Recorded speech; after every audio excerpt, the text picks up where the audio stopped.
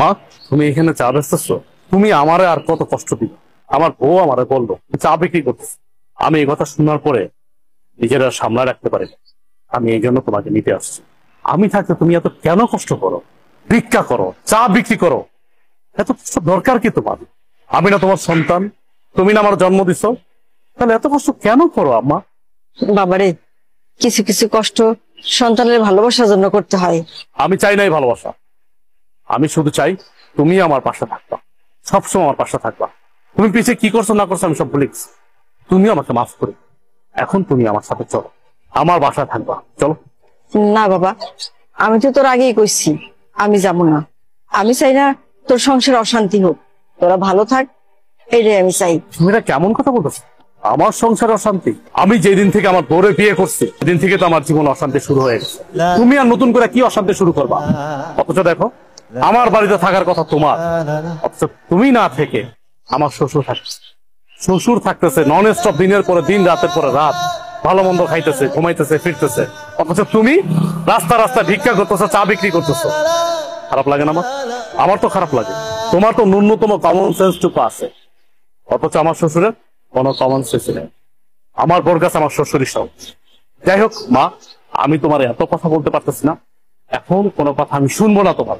তোমার এই চার ব্যবসা রাইখা এখন আমার সাথে তুমি চলো। এখন থেকে তুমি এই বাড়িতেই থাকবা।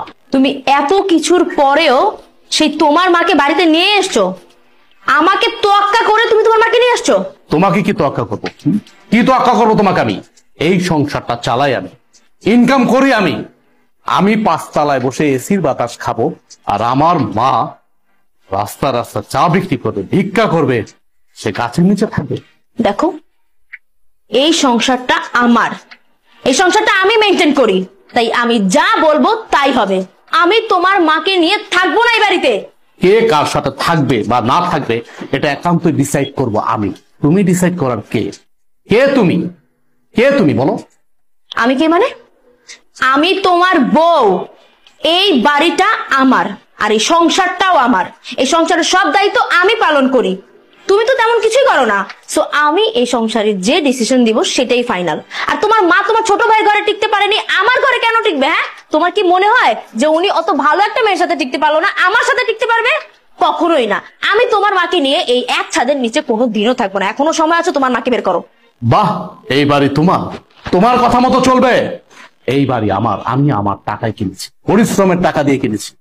আর চাকরিটা করতেছি পরিশ্রম করে, কিন্তু চাকরি করে টাকা উপার্জন করি। হ্যাঁ মানলাম, তোমার বাবা আমাকে চাকরি দিয়েছে, সে অনেক সহযোগিতা করছে।